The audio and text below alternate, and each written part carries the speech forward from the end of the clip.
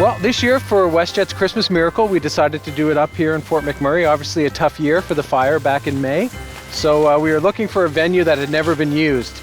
And we worked with the folks at the golf course here, and they suggested that we have it right here on one of their major fairways. So it's the first time they've ever done an event like this.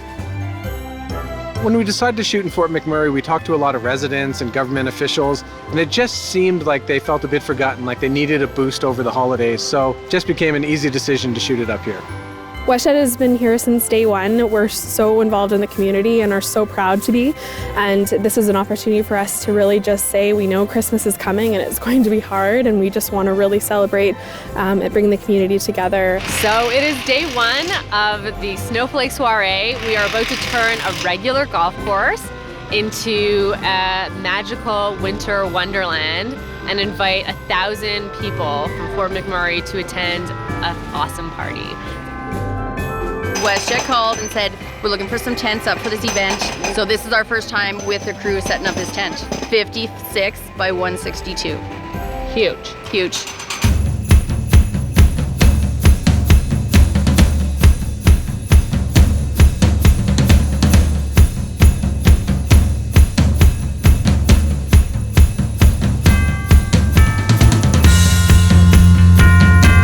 So right now we have our volunteers in. Everyone here today is a WestJetter from Fort McMurray. They're volunteering their time to come in and help us get ready for the party. We're taking these Christmas ornaments and we're making them look like this. So obviously adding a blue ribbon and the snowflake. And this is where the photo of all the participants who come to the party will be placed. So that's what they're at right now. They've got about 1,000 to make. So this bad boy right here is one of our helium balloons. It's got a diameter of about 10 feet. And the plan is, as we fill this with helium, it goes up, then we're gonna put a box underneath and it's gonna drop the presents. That little bucket on the bottom has 80 gifts. We're gonna put it up around 150 feet.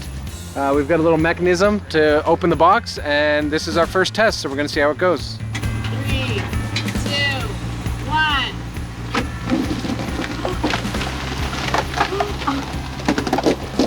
There's so many coming out and it's vomiting. They're not getting the space to pop up. If you notice, some of them didn't. It went all the way to the ground. Right. That's not good because this would probably be landing on top of people right now.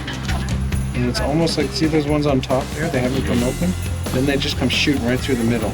And they can't get their chutes open. Yeah. I think we just have to play with the delivery mechanism a bit. So the good news is we thought that they would drift a lot further. So they did come pretty much straight down. So that helps with our planning and safety. And now we'll just have to see if we can come up with a way to spread them out a bit more when they come down. The crew has done an amazing lot of work in one day. The structure is now up. The tent is up and ready to go. They're now decorating the inside. You can see this great open front and open back.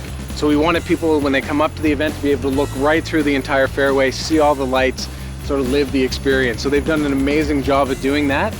Well, I think the challenge is that it's not an ordinary structure. Everything's a little bit crooked, everything's a little bit, it's made of fabric, not solid material. It's a temporary structure. It's very delicate in that respect. It has to be sparsely dressed, but look full at the same time.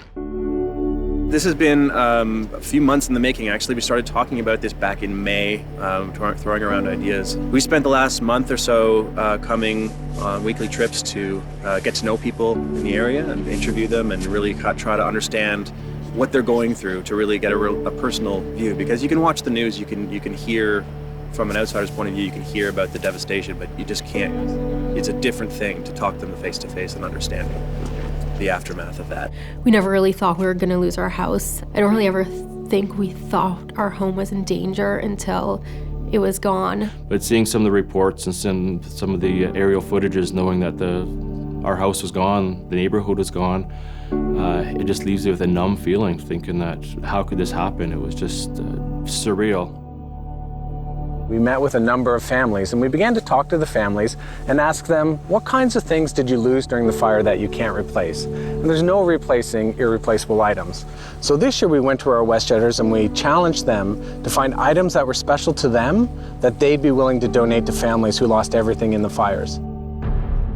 Hello, Fort McMurray. Hello, Toronto. So we'll just take this opportunity to just reconnect and regroup on any questions that we have. So this is the night before the WestJet Christmas Miracle takes place tomorrow, and we're really excited. So we're here at the gift drop technical rehearsal. We've got the balloons up in the sky. We've got the gifts ready to go. We're just about to test to see how the parachutes deploy when we trigger the mechanism. So let's take a look. Okay, here we go. Drop in 3, 2, 1, drop. Worked pretty well. Looks like we dropped about 80 gifts from 2 balloons. So the challenge is tomorrow we got to essentially quadruple that. I think it's important for myself, all the people here, for the rest of the world, to show Fort McMurray that we care, and that even in their darkest times, there's people out there that are going to show up and show them love and support. This tree starred in our 3rd Christmas miracle when we were in the Dominican Republic. It gets about 30 feet in height with a light on top, hundreds of ornaments that go on, but it doesn't look like too much right now. So we've got a lot of work to do, and before you know it, this is going to be a spectacular sort of showcase piece for the party. We are very close. We've just done our final walkthrough. We're excited, eager. We've been working on this for months, and it's just so wonderful to finally see it come to life. So when we sent out the invites, we did include the key pieces of information, but at the same time, we wanted to keep a lot of the surprises as a surprise for the up to 1,000 people that are going to be joining us here tonight. I'm excited. I'm so excited to see the faces of all the guests that are going to be coming and walking through these doors right here.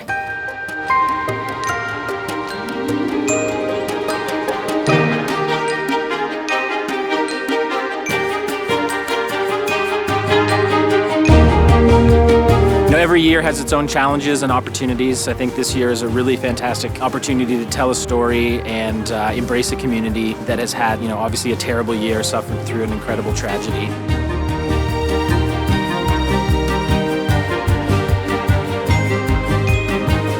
When those presents came out of the sky, it was like actual magic. You could hear physically the crowd gasp.